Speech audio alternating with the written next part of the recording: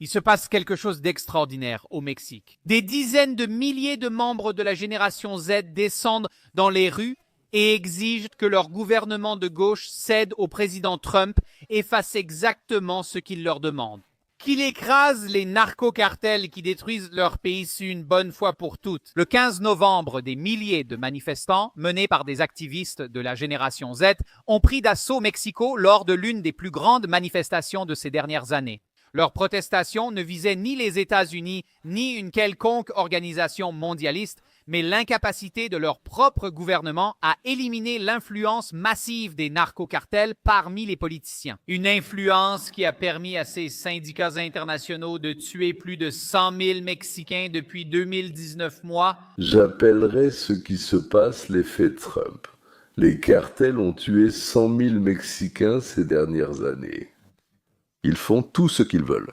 Tout le monde les craint paniquement. Le pays est dirigé par des barons et des princes de la drogue, et le pouvoir d'État a peur de prendre des mesures contre ces bandits. Je ne sais pas, il y a là-bas d'énormes organisations, déjà des milliards d'argent circulent là-bas. En réalité, les habitants du pays n'avaient pas de solution. Eh bien, il est apparu, il a été trouvé, il a été proposé par Trump. L'armée américaine, les forces spéciales et les services de renseignement détruisent au Mexique des laboratoires, entrepôts, infrastructures et moyens de transport, opérant non seulement à la frontière, mais aussi en profondeur sur le territoire. Craignant pour leur vie, le gouvernement mexicain a catégoriquement rejeté l'aide militaire et l'intervention des États-Unis. Donald Trump a proposé d'éliminer toute la direction des cartels ainsi que toutes les installations liées à la production de drogue.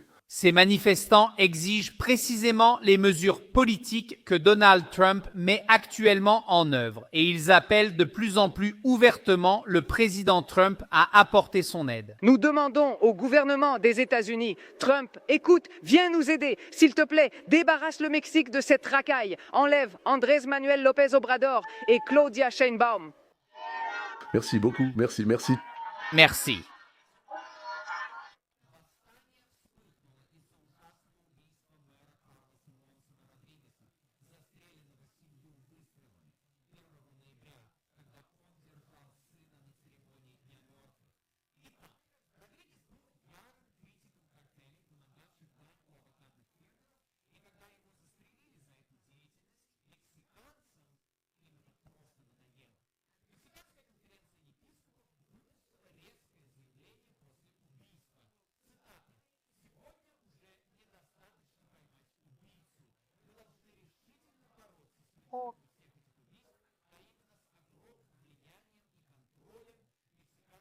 Comme toujours, il a fallu quelque chose d'horrible pour soulever le peuple.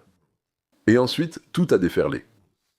Il est important de noter que l'Église, merci, l'Église a soutenu. Elle a dit « ça suffit, stop, nous voulons vivre une vie normale ».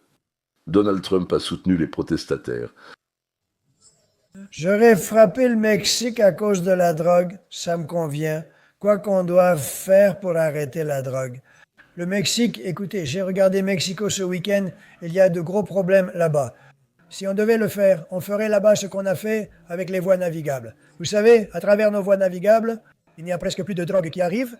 Est-ce que je frapperai le Mexique s'il continue d'envoyer de la drogue ici ? Oui, a dit Trump, sans aucun doute. Donc, plus personne ne nous apporte de la drogue par voie maritime. Parce que nous avons détruit l'un après l'autre tous les moyens de transport. Ils ne veulent plus naviguer. Il faut qu'ils arrêtent aussi de vouloir voler, courir, sauter, ramper. Rédacteur d'Agemanitsa, c'est ridicule tout ça, ils se sont déjà levés. Disons, il y aurait beaucoup moins de drogue qui apparaîtrait.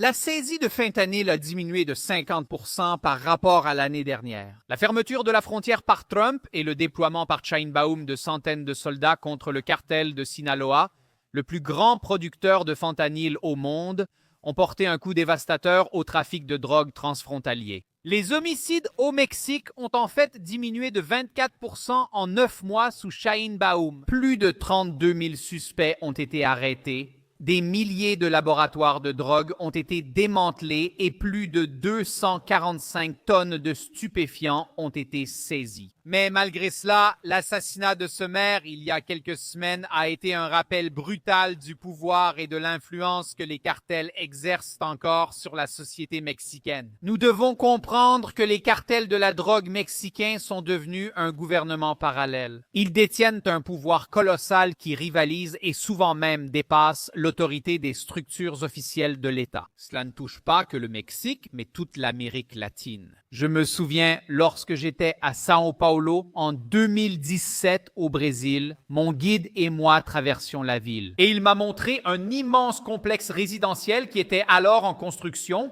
en train d'être érigé, et il m'a dit, tu vois, tout cela, c'est du logement social. C'est en fait un logement gratuit pour les gens. Et tout cela a été construit par des barons de la drogue. Donc, en fait, les cartels achètent la loyauté des gens.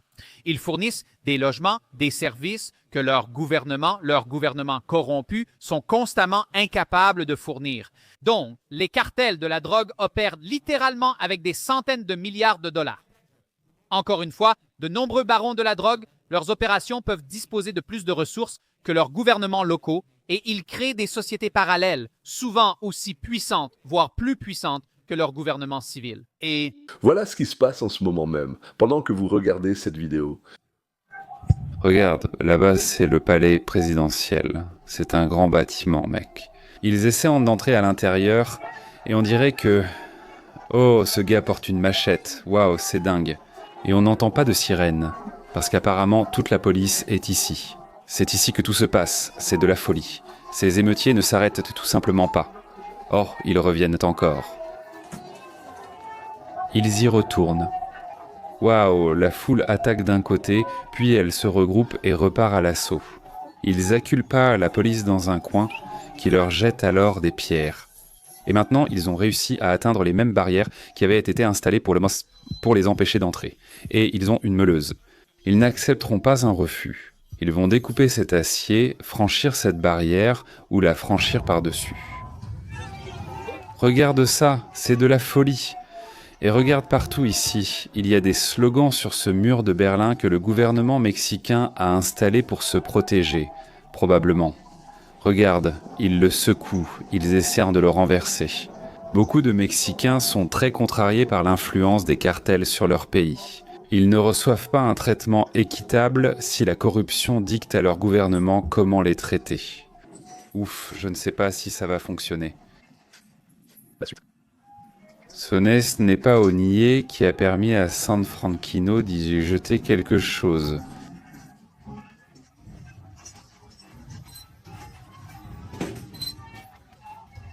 Oui, ils jettent ici toutes sortes de choses. Et maintenant, ça va. Ils utilisent du gaz pour contrôler la foule, pour disperser les gens. Oh, ils ont franchi la barrière, la barrière est rompue. Oh, c'est terrible. Ils entrent à l'intérieur, Quoi ? Ils entrent à l'intérieur. Oui, ils les appellent. Ouh, ce même tube a frappé le bouclier de ce gars. Ils lancent quelque chose. Bon, maintenant ils ont des barrières et ils vont les traîner ici. Sous-titres. Waouh, c'est de la folie, c'est juste complètement... dingue, il y a une percée, on voit la police là-bas avec des boucliers anti-émeute. Les gens filment ça, font des TikTok, il y a tellement d'images de ça en ligne, c'est juste incroyable combien de personnes ont filmé ça. Il est intéressant de voir que les gens semblaient en savoir que cette manifestation aurait lieu. Voilà, je pense que c'est derrière les barrières en acier, regardez.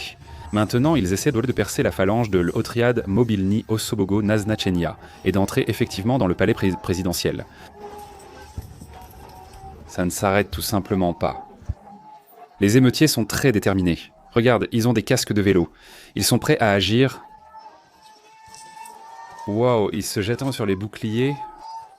C'est tout simplement de mauvaises nouvelles. C'est tout simplement de mauvaises nouvelles. De mauvaises nouvelles, en général, ce sont de mauvaises nouvelles. De mauvaises nouvelles. Mec, parce que tu sais qu'il va y avoir une répression sévère, quoi. Oh. Je viens d'entendre une explosion. Je pense que la seule question, c'est de qui attendre la répression. De la population mexicaine contre leur gouvernement. Regarde, ce gars a une chaîne, d'accord.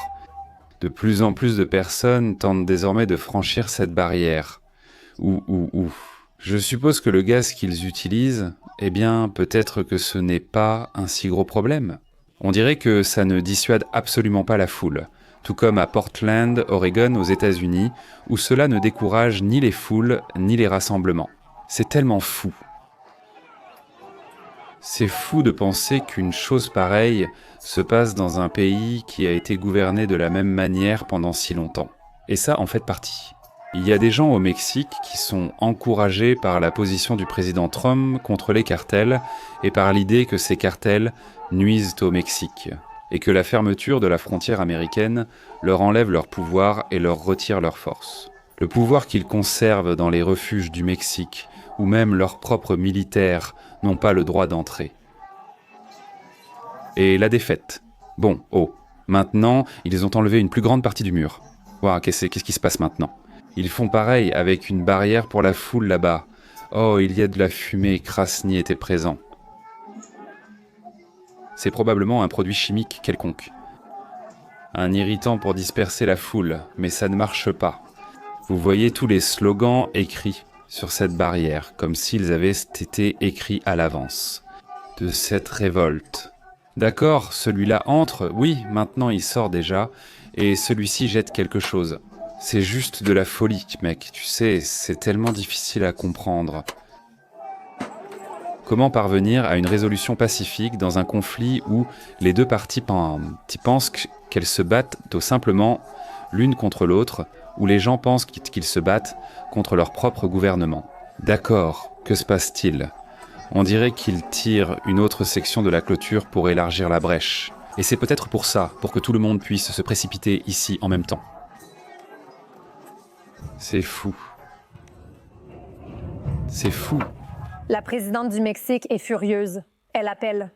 Bien sûr, la sénatrice mexicaine Lili Tellez est une traîtresse. Elle était avec moi sur Fox Noticias récemment et l'a dit. Thursday. L'aide américaine contre les cartels au Mexique est bienvenue et la majorité des Mexicains le pensent aussi. Les seuls à ne pas apprécier que le président Trump envoie de l'aide et essaie de soutenir les Mexicains contre les cartels, ce sont les politiciens, y compris la présidente Sheinbaum.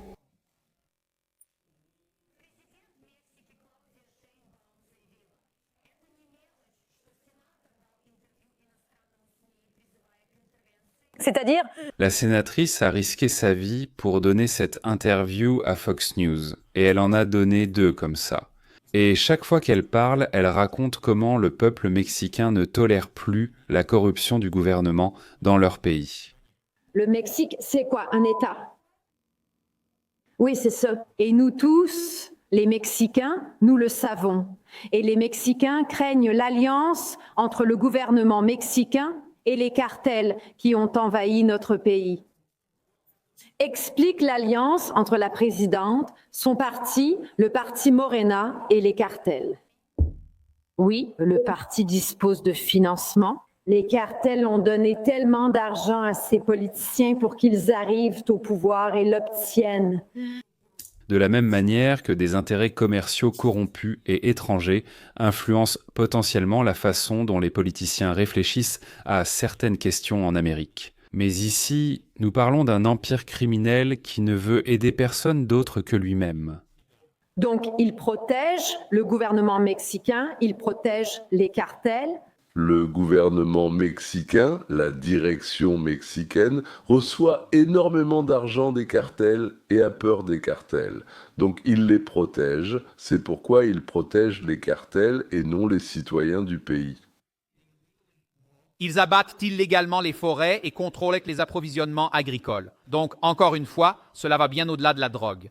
C'est un gouvernement parallèle, souvent aussi puissant, voire plus, que le gouvernement civil. La tragédie, c'est que la violence des cartels coûte chaque année des centaines de milliards de dollars à l'économie mexicaine, soit environ 18% du produit intérieur brut. Donc, en plus de la violence directe, qui a coûté la vie à plus de 100 000 personnes depuis 2019. Nous, les États-Unis, voulons stopper l'importation de drogue, d'armes, de prostituées et de bandits venant du Mexique, du Venezuela, du Salvador, du Guatemala, de la Colombie, etc. Nous, les États-Unis, voulons commercer, rendre visite, boire de la tequila et nous détendre sur les magnifiques plages mexicaines. Nous voulons explorer les ruines des Aztèques, des Olmèques et nous émerveiller devant l'art des autres peuples. Nous voulons que les guitaristes mexicains viennent chez nous pour donner des concerts et que ni nous ni eux n'ayons peur de nous promener le soir dans les villes et près des sites touristiques. Bien sûr, ce n'est pas à nous de nettoyer leurs marécages, mais leurs cartels représentent un danger évident pour notre jeunesse. Et nous sommes prêts à consacrer une partie de nos forces à détruire, à démanteler, à anéantir leur base d'opération et à éliminer ceux qu'il faut, à isoler, afin que les autres puissent vivre en paix. Nous avons redonné espoir à la jeunesse mexicaine. Avant Trump, ils ne voyaient aucune possibilité de faire face au problème appelé cartel. Aucune chance, zéro, aucune. Donald Trump a dit « Avec moi, vous avez une chance, et même une bonne chance de devenir un État normal. » Et les jeunes, désespérés d'obtenir de l'aide de leur gouvernement, de leur armée, de leur police, exigent que Donald Trump et l'Amérique soient autorisés à faire ce qu'ils ne peuvent pas faire eux-mêmes et n'y arriveront pas s'ils agissent seuls. Encore et encore, Donald Trump donne au monde l'espoir de vivre une vie humaine, une vie normale, sans guerre, sans meurtre, sans violence. C'est pourquoi il est détesté par tous ceux qui veulent nous contrôler et qui veulent que les instruments de la violence soient uniquement entre leurs mains. Et chez personne d'autre. C'est tout, au revoir.